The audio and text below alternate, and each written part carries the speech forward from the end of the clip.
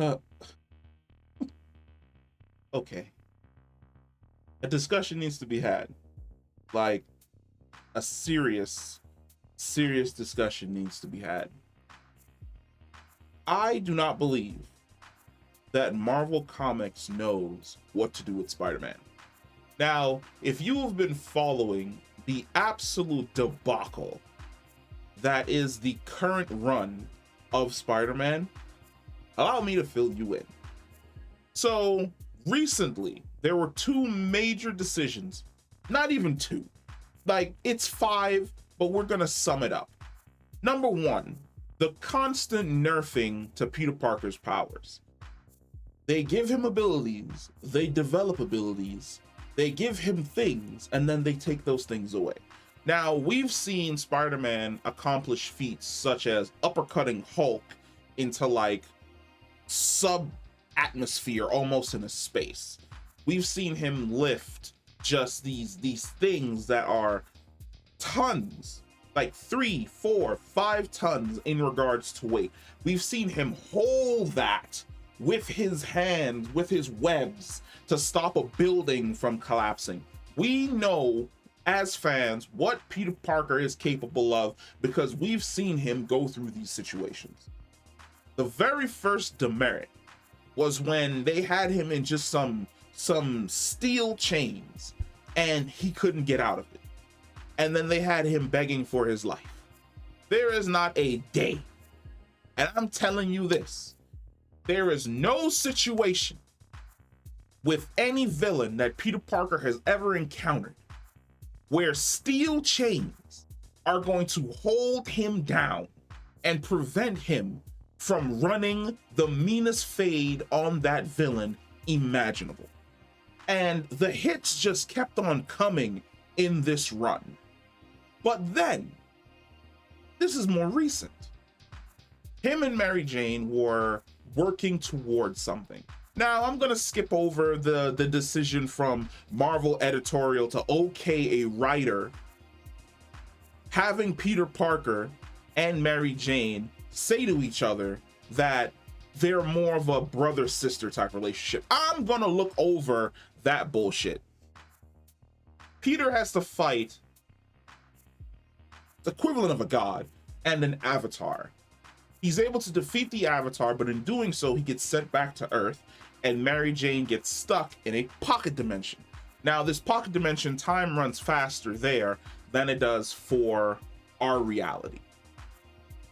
For Mary Jane, it's been like 3 years. For Peter, it's really only been a couple of hours. Here is where I say that we have a failure to understand Spider-Man. Spider-Man has developed relationships with multiple heroes across the entirety of the 616 universe. He is friends with the X-Men. He is friends with the Fantastic Four. He is friends with Captain America. He is friends with most of the Avengers. He is cool with any hero, and hell, even some of the villains that are operating within that of New York. Spider-Man knows them. They know Spider-Man. Some of them are aware of his existence. The idea that in this situation where Mary Jane is lost, that Peter Parker would decide, you know what? I'm not going to Cap. I'm not going to Reed. I'm not even going to go talk to Johnny. And Johnny is usually my best boy.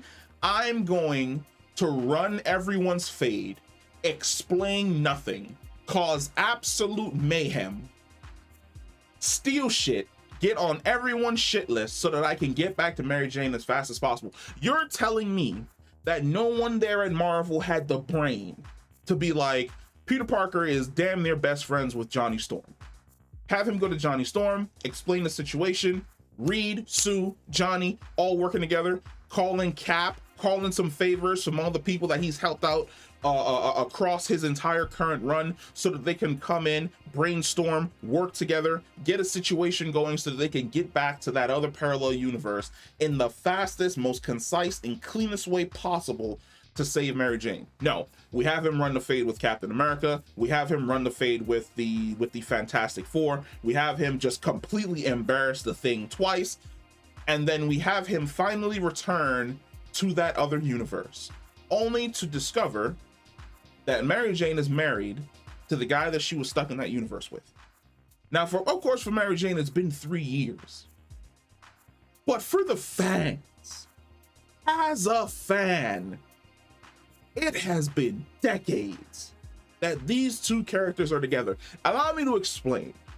That is the equivalent of Superman going to a parallel dimension and being stuck there however many amount of time, or Lois Lane being stuck in another dimension and her knowing that Superman is going to come and save her eventually. He finally gets back there, he saves her, and when he saves her, she's like, sorry, I can't be with you anymore. I fell in love with Chuck. Who the fuck is Chuck? Nobody knows. Chuck just got invented for this fucking story. We're probably never going to see Chuck again. Chuck is just here for right now, and then once this story is done and a new writer and team comes in, we are going to completely forget that Chuck exists. Chuck is probably going to go fuck all back to his dimension. We are never going to see him again. Why are we playing game? Why is it that we are... How many years are we divorced from Renew Your Vows? Renew Your Vows came out when? This was 2015. 2015. Yeah, 2015. Volume 2 is 2016. So I would say Renew Your Vows, we are what? Close to 10 years, 8 years, 7 years. We're 7 years, 8 years removed from Renew Your Vows, right? Why is it so hard to give Peter Parker the family? Why is it hard to give him the wife? Why is it hard to give him the kid? Why is it hard to give him that family dynamic that Superman has been fucking crushing over there at DC for the last goddamn 5 years? But not even the last 5 years, since Rebirth, when they brought back classic Superman and he was in a relationship with Lois Lane and they were living low key and they had a fucking kid and he was teaching Jonathan Kent all of these different life lessons about what it means to be Superman, what it means to save people and protect the things that you love, what it means to be a hero. He was imparting his wisdom onto his kid. Why is it difficult for Marvel to take that, apply it to Spider-Man? Because during Doctor Doom's run with Battle World in what was that? That was Secret Wars 2.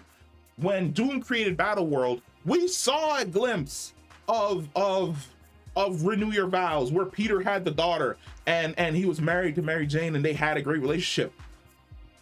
Why can't we just have that? Why is it that we play these games? Because how many times now are we going to do the exact same thing? Peter gets a love interest. Whatever happens, love interest ends up becoming jealous of his relationship with Mary Jane.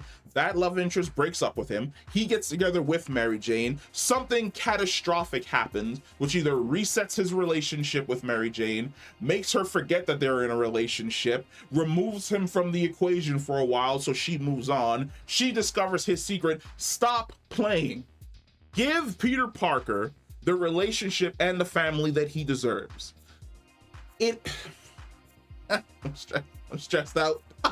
like I'm legitimately tilted that no one at Marvel has sat down and went, you know what? How about we just let Peter Parker grow up?